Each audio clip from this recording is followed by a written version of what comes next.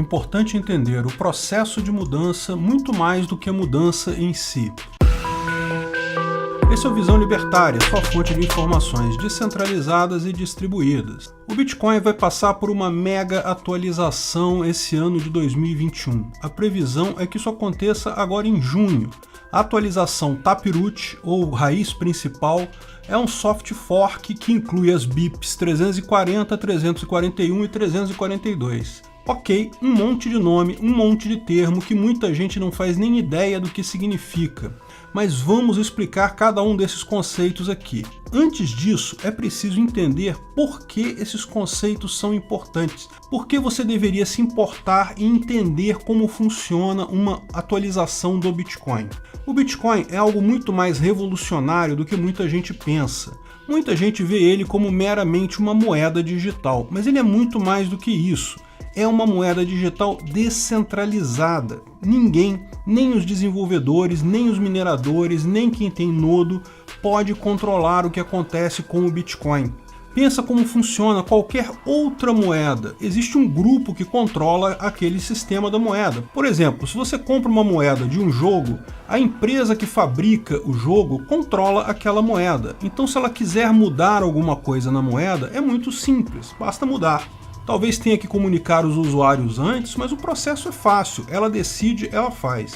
E no final das contas, a moeda fiat, a moeda estatal, o real, o dólar, o euro, esses papeizinhos coloridos lastreados em honestidade de político, são a mesma coisa. São controlados por uma entidade central, um banco central do país. Novamente, quando decidem mudar alguma coisa na moeda, taxa de juros, quantidade em circulação, qualquer coisa, eles simplesmente mudam.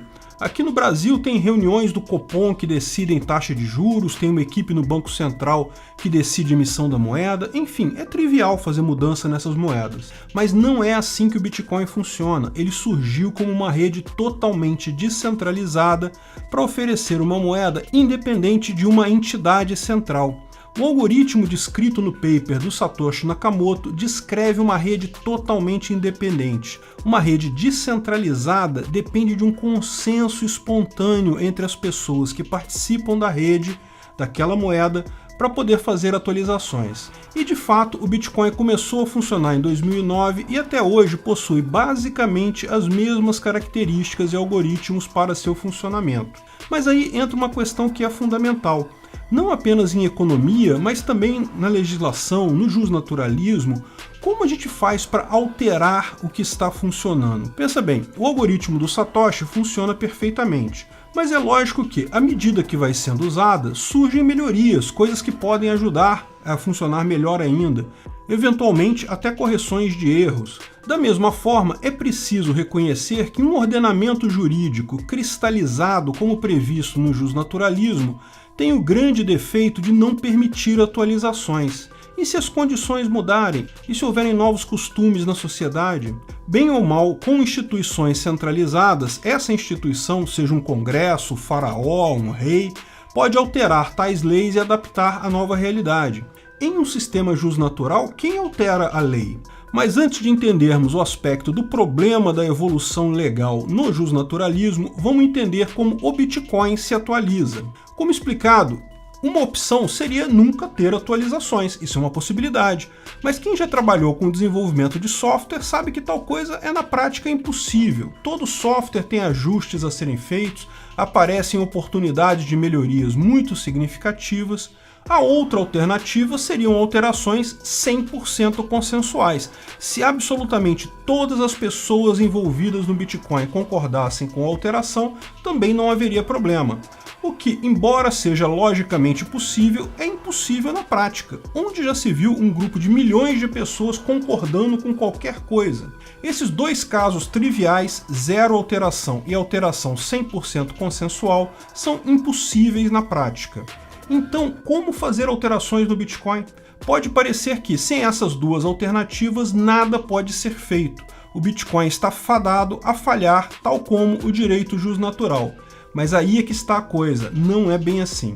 No caso do Bitcoin e de outras criptomoedas, restam duas alternativas bastante simples, o soft fork e o hard fork. O soft fork significa uma alteração que não é incompatível com as versões anteriores. Portanto, as pessoas podem adotar a nova versão ou podem continuar com a versão anterior, tanto faz. A nova versão é apenas uma especialização da versão anterior. Especialização é um termo que desenvolvedores de software entendem, mas talvez não seja tão óbvio para o público em geral. Fica mais fácil entender com um exemplo. Um caso de soft fork do Bitcoin aconteceu em 2017 com o SegWit, ou Segregate Witness. A proposta consistia em alterar o protocolo de assinatura das transações no bloco, separando a informação em duas partes. Isso permite que mais transações sejam feitas a cada bloco do Bitcoin. Isso sempre foi um problema do Bitcoin, é verdade, devido à limitação do tamanho do bloco a 1 MB. Relativamente poucas transações podem ser feitas no Bitcoin a cada minuto devido a essa limitação do bloco.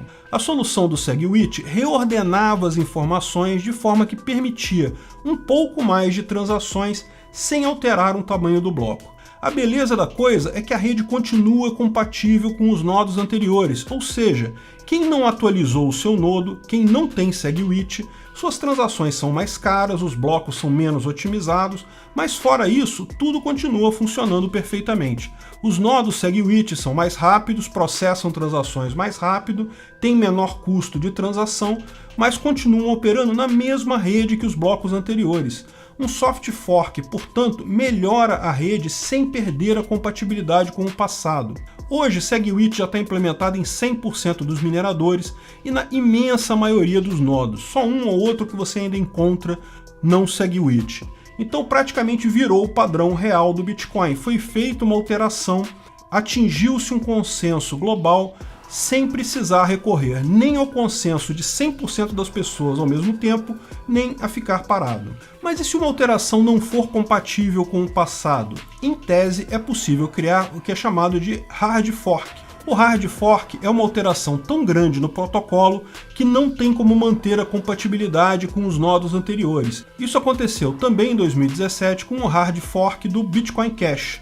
Como explicado, o tamanho do bloco do Bitcoin é um parâmetro que limita a quantidade de transações feitas a cada minuto pela rede. O SegWit otimiza um pouco o bloco, mas por que não apenas aumentar o tamanho do bloco? Essa era exatamente a proposta dessa mudança, porém isso não tem como ser compatível com nodos anteriores, visto que esses nodos esperam um bloco com um tamanho máximo. Foi criado então um hard fork, o Bitcoin Cash. Como funciona isso? Todas as moedas da rede Bitcoin foram duplicadas. Quem tinha um Bitcoin ganhou um Bitcoin Cash. A partir daí se tornaram moedas independentes. A ideia é que quem concordasse com a mudança bastava migrar para o Bitcoin Cash, abandonar o Bitcoin. No final, quem decide qual lado ganhou é o mercado, e o mercado decidiu. No início havia muita gente empolgada com o Bitcoin Cash, mas com o tempo a maior parte das pessoas e até os mineradores acabaram optando pelo Bitcoin tradicional. O Bitcoin Cash continua existindo, tem valor, mas sua significância no mercado é bem menor que a do Bitcoin tradicional. No final, quem decide a melhor lei, quem decide a melhor regra, quem decide o melhor algoritmo é o mercado. Repare como essas duas opções são possíveis para a evolução de leis jusnaturais também. Da mesma forma, é possível criar uma lei que seja uma especialização da anterior, que não seja contrária à lei anterior. A ideia toda da ética libertária é que existe um núcleo duro muito pequeno, que é a ética libertária, o direito de propriedade, mas fora isso, outras leis podem sim ser criadas e evoluídas desta forma. É possível colocar um conjunto de leis também para definição pelo mercado, pela escolha das pessoas. Qual conjunto de leis será o ganhador vai depender de quem o mercado adotar, quem as pessoas preferirem. Pode não parecer a coisa mais eficiente do mundo, mas lembre-se, a alternativa a isso é deixar essas definições na mão de deputados e senadores, e nós sabemos como essa alternativa termina. Pois bem, voltando ao Bitcoin, faltou explicar o que é um BIP. BIP é um Bitcoin Improvement Proposal, ou proposta de melhoria do Bitcoin. Em tese, qualquer pessoa com uma boa ideia pode propor uma melhoria dessas. Essas melhorias são discutidas pela comunidade e, se consideradas interessantes, algum grupo vai implementar essas medidas, seja via um soft fork ou via um hard fork. Note que, embora evidentemente existam pessoas com mais influência neste processo, no final das contas, isso só vai afetar você se você quiser. Porque tanto se a proposta for um soft fork, basta você não atualizar o seu nodo que nada vai mudar para você. Se a proposta for um hard fork, basta você ignorar ele e continuar no trajeto normal. Nada vai mudar para você também. Por outro lado, se você for entusiasta de uma dessas alternativas, basta adotar ela para usufruir todos os benefícios daquilo sem impor sua vontade a outras pessoas. Assim se estabelece um sistema legislativo muito, mas muito superior a qualquer coisa inventada por políticos nos últimos 5.000 anos. Portanto, agora fica fácil explicar o que é o Taproot. É um soft fork que vai implementar 3 BIPs.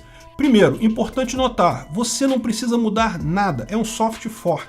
Se você atualizar, vai usufruir das vantagens. Se não atualizar, não vai perder Bitcoin, não vai mudar nada. Mas então, quais são essas alterações? Primeiro é a implantação da assinatura Schnorr. É uma assinatura mais simples que a DSA ou curvas elípticas que é usada hoje pelo Bitcoin. Trata-se da mudança do algoritmo de assinatura por um mais eficiente. Quer continuar usando a antiga menos eficiente? Ok, é só não mudar. Mas o uso da assinatura Schnorr tem a vantagem de permitir uma grande quantidade de assinaturas encadeadas de forma curta e simples. Isso torna viável a alteração seguinte, o MUSIG2. O MUSIG2 inclui a possibilidade de múltiplas assinaturas numa transação Bitcoin. Hoje, as carteiras Bitcoin exigem uma assinatura para fazer uma transação. Com essa alteração, podem ser criadas carteiras que exijam mais de uma assinatura para efetivar uma transação. Isso pode ser útil por segurança, mas o uso mais importante é para permitir a criação de contratos inteligentes no Bitcoin. Sim, toda a funcionalidade do Ethereum poderá ser desenvolvida no Bitcoin após essa alteração. Existem outras alterações ainda mais técnicas, facilita a integração com a Lightning Network, melhora a questão de privacidade, mas enfim, o que estamos avaliando aqui é justamente o processo de mudança, muito mais do que a mudança em si.